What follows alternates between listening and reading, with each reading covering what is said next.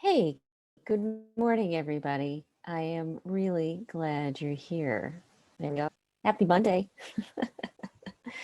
Wow, huh? How our life looks. So, my name is Rita Hickman. I'm a body mind expert and a shiatsu massage therapist. And what I do is I help women who are in toxic and narcissistic relationships really learn how to navigate them, how to find a voice, how to stand up for themselves, whether they are staying in the relationship, considering divorce, in the middle of a divorce, healing from a divorce. Maybe you're healing from narcissists in your family. Maybe abuse has finally come up to your mind and you're looking to work through it. Maybe you've had a heartbreak of some sort from some other romantic relationship. Maybe you're just uh, wanting to evolve as a person because you're ready to put those issues down. Either way, women end up in narcissistic relationships because they're part of a dance. They're part of a pattern of how we engage with each other, how we interact with each other. And people who are more narcissistic, who are more focused on their own needs above everybody else's, that that sort of personality likes being with you, likes being with the personality who's more empathic and compassionate and flexible and doesn't stand up for themselves and doesn't know how to speak up and doesn't realize that someone isn't as big of a monster as they come across, or that they realize they do have a voice and they do have power and what's really going on with the other person. There's a whole thing. There's a dance that happens when we're in narcissistic codependent or narcissistic empathic relationships. And the way out is to break that dance, break how you interact with someone. So I'm going to tell you a story. I used to teach team building, which means that I would have groups of, you know, adolescents or high schoolers or even corporate people. And they would come out and I would give them different tasks as a group to accomplish. So they had to walk across the toxic river, or they had to go up in a high ropes course and, be in a harness and walk across things, or they had to do trust falls, or they had to do different problem solving activities where they had to work together in different ways. And what that would do, that here, this was the process. You would have a group that wasn't working well together, and we would give them different tasks to do as a team, different rules, different guidelines than they were used to. We'd break down the cycle or the system of how they normally work together in a novel new situation. And then they would work together, and then we would process through about how did it happen, what went on, and we'd create a safe space for people to communicate, and where they could either just communicate with one person, communicate with the team, communicate with somebody who was safe, whatever it may be, but a chance to process through. This is the core of how we heal as well. And this is how the pandemic can be helpful for you during this time.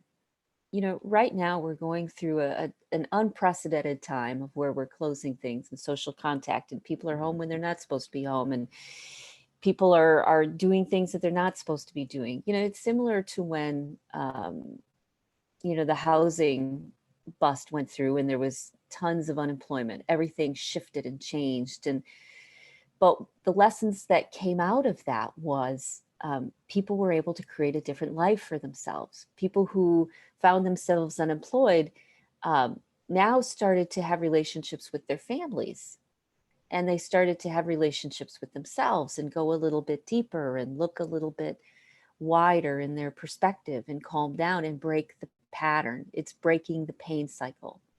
So when we've got a situation like this where everything is topsy-turvy, as they would say in the latest version of Mary Poppins, everything is turtle, upside down, this is actually an opportunity for you.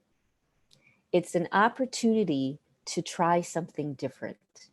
Because I'll tell you a couple things that may happen now if you're home with a narcissist 24/7. One of the things that happen is you really will reach a limit.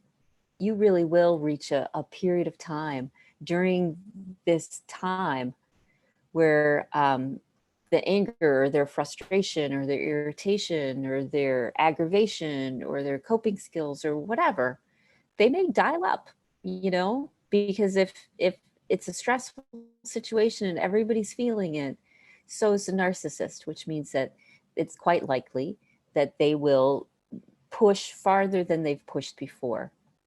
You will find that you will have a line. So this is what I want you to do in this situation. I want you to take a little bit of time and decide what your line is, and decide if that line is reached, how you're going to respond to that. That's called a boundary. It's called a boundary for yourself. And it's not about trying to stop somebody else from doing something. It's trying to respect yourself enough that you value how you feel, that you value what you want and what you don't want. So take a little bit of time, because this could get messy, but on the other side of messy, when everything's kind of blown up a little bit, they can resettle into a new pattern. This is actually one of the gifts of a narcissist. For many people who are highly narcissistic, they also deal with things like borderline personality disorder, which means that they blow things up on a regular basis. But one of the lessons they've learned from that is when you blow things up, you get to take the pieces and rearrange them in a different pattern, in a different way, because nobody knows how to do this. This is the same thing as bringing a group to climb around on ropes up in the trees in a harness. Nobody knows what to do. Nobody knows what the rules are. Nobody knows how anybody should respond. And so it breaks you out of the pattern that you've been in. This is a big blowing up of a situation, and you might as well make the most of the opportunity.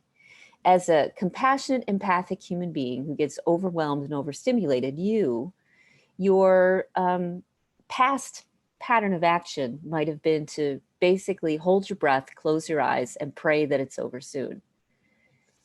You could do that, and you can do some of that for sure.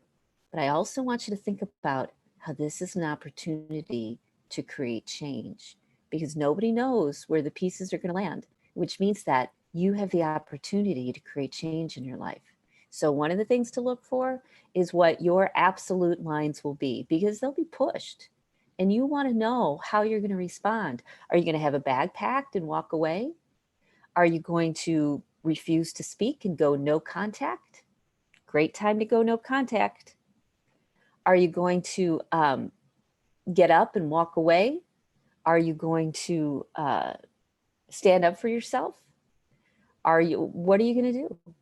Because your lines will be pushed, and you want to be ready, because you are going to find that you are pushed past what you ever thought you would be. So think about it. Think about what your line is, and think about how you're going to respond, and visualize it a few times. So if that's not your situation, if this is a different situation, something like the pandemic gives you time to really start nurturing and nourishing yourself. Let's say you're on the other side of a narcissistic relationship. This is a wonderful opportunity to get out of survival, like what am I going to do tomorrow, and to focus down on the things that nurture and nourish you. When around here, when people went through the housing bust and people were getting laid off and unemployed right and left, they started to slow down, and they discovered life. They discovered the value of life. They discovered that they liked life, and they started to put new things in place. When they went back to the old pattern, it was a new old pattern, because they recognized and realized that they were finally getting the things that they needed. So this pandemic and this isolation, what a beautiful opportunity in order to support and nourish yourself, to do things which will help you come back stronger, which will give you more insight into the situation you're in, because it's that pause. It's that pause. That's the opportunity. And you are given a really big pause right now. So one of the reasons in many traditional cultures that women didn't need to do as much ceremony work, they didn't need to go into the sweat lodges, they didn't need to go into the sacred talking circles. A lot of those things actually were kind of meant for men. And one of the reasons that I've been given over the years, and it makes perfect sense to me, one of the reasons is because women naturally go through these evolutions because of our cycles, because of our hormones. So every month we deal with this cycle of internal chaos and drama and physical issues and all of this stuff, to the point that many women were ostracized when they were on their time. But many women, like now, used those times of isolation to nurture themselves, to nourish themselves and come back healthy and whole. So women naturally had these cycles of renewal, had these cycles of space and breathing time.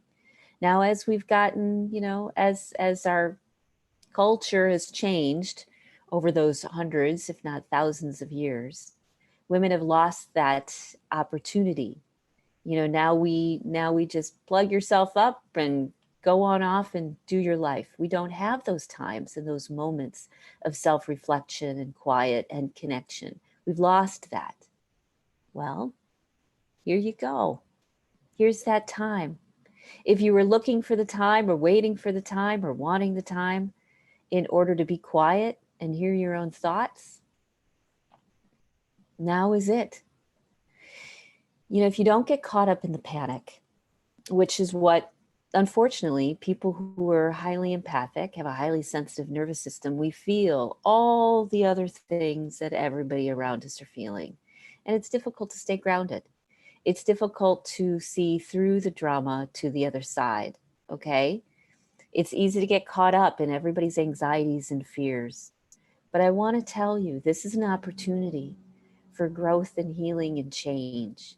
And if you can hold that in your mind and not get hijacked by your amygdala, not get overwhelmed by the stress that the narcissist and their pushing of your boundaries, overwhelmed by your own anxieties and fears of how are you going to make it through the next day? How are you going to pay the bills? How are you going to help your kids? Giving to other people. If you can break out of that pattern just a little bit and make some time for yourself to be quiet, to listen, to connect yourself back with nature and your intuition and who you are and what you needed, you use these time for meditations and for walking in nature and for breath exercises and metaphysical healing and energy work and all that stuff.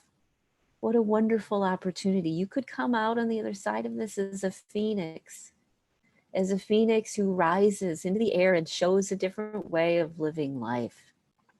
If you can keep yourself from getting triggered too often by everybody else's distress and anxiety, you will make it to the other side. Because the smart people, the people who have been through these things before, the people who've done their own work, the people who've been through their own traumas, and you are uniquely positioned because you've been through a lot of traumas. You've got some good coping skills. You know what this feels like. You know how to ride the wave. You know how things turn out okay because you've been through it. You've been through a lot of trauma and you've gotten to the other side. And you know this. You know how to handle this. You know how to work through this.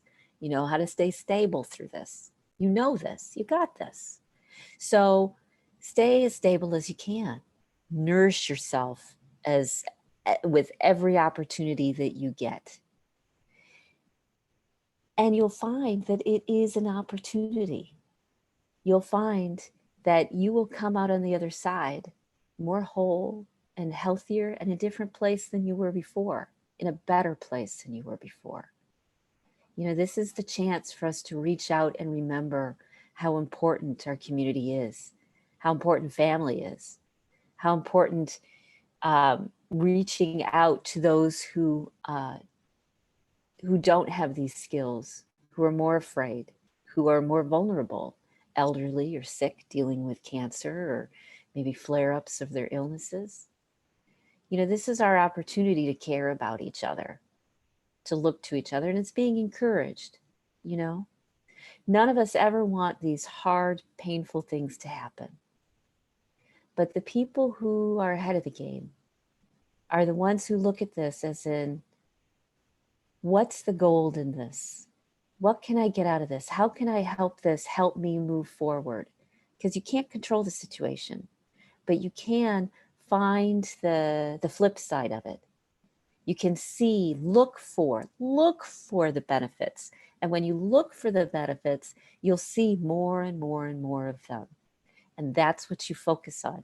You focus on the benefits. You use this time to heal. You use this time to set clear boundaries because they will be pushed. You will finally have enough anger and self-righteous frustration that you don't care anymore, that you're not scared anymore because you've had it and you're done. So prepare for that. Prepare for that scenario. How would you handle it? What do you want to do? What do you want to say? Because just like when we would do team building and take people out of their culture, their school or their group or their corporation and bring them into the middle of the woods and put them in harnesses and have them climbing around on ropes and encouraging each other and telling them to encourage each other and helping them have problem solving things that they've never problem solved before, and then processing through, thinking about it, self-reflecting about it, looking for the deeper truths and the insights and the patterns and the understandings. That's the opportunity that you find in chaos. That's the opportunity that you find when things are disordered like this. And when you can keep your head, when you can stay grounded, and you know you can because you've been through trauma after trauma after trauma, and you know how to handle this. So if you can stay grounded, use it to your advantage. Because when things shake up, it's a catalyst. It's a new beginning. It's a change. Change happens. You don't have to create change. Change will happen and you can capitalize on it. And that's what this is about. This is a big, big change in our world, at least for the time being. Just like when we had 9/11, just like when we had the Depression, just like when Wall Street fell, just when we had the housing bust. All of those things, they are opportunities. And if you remember, lots of good came out of them. Community came together. People decided a different path in life. They woke up to that life is short and you need to make the most of it because it's fragile and you're not going to allow yourself to be treated that way anymore. You're going to start putting your flag in the ground. You're going to start speaking up for yourself. You're going to start standing up to the bully. And you're going to find that things change because nobody knows how to handle this, which means that for the smart person, it's an opportunity. So think about it. Take a little bit of time, reflect, breathe, journal, do something. Watch movies that get you thinking in new directions. Listen to music that gets you thinking in new direction. Use this time. Use it wisely. Use it to nourish or to learn how to set boundaries or just create big change, because here's the opportunity, because nobody knows what's going on. And so when the pattern is broken, it's an agent for change. And this is a big pattern breaking. Use it. Absolutely use it. And even if you have a lot of other responsibilities and things you need to take care of and worries on your mind, make some time. This opportunity isn't going to come around for another, I don't know, decade? Give it a decade of this big, where the world comes to a pause. Use this pause. Use it to benefit yourself. Use it to benefit your family. Use it to create positive change. Use it to heal yourself. Use it to change your life. And if you do, you're going to be happy about it. If you feel stuck and you need some support, reach out. You don't have to be alone. We can still have connection and intimacy, even if you feel alone. I've got a beautiful library of free videos, transcribed, searchable, all on narcissism. You can bone up on what you're dealing with. Just reach out, let me know. I've got this beautiful group of women. We are getting closer every day. We do things together online. We get together and have a sacred talking circle. We come together as community and support each other. It's a beautiful group of women who understand trauma and narcissist trauma. They get it. They're there. They understand, and they can help. I also do one-on-one coaching. Some women work with me one-on-one and are also part of the group. Some women are using this time to really become healers. I do year-long healing apprenticeships. And with those year-long apprenticeships, you take your gifts and your skills and you get into a healer mindset. and you learn how to use what you do and who you are as an agent for healing, as an agent for change. You're able to look at you, develop a healer mindset where you do things with thoughtfulness and intention, and direct the relationships and the people and the business and your friends and everything in a more positive direction. You become a leader. Healers are leaders.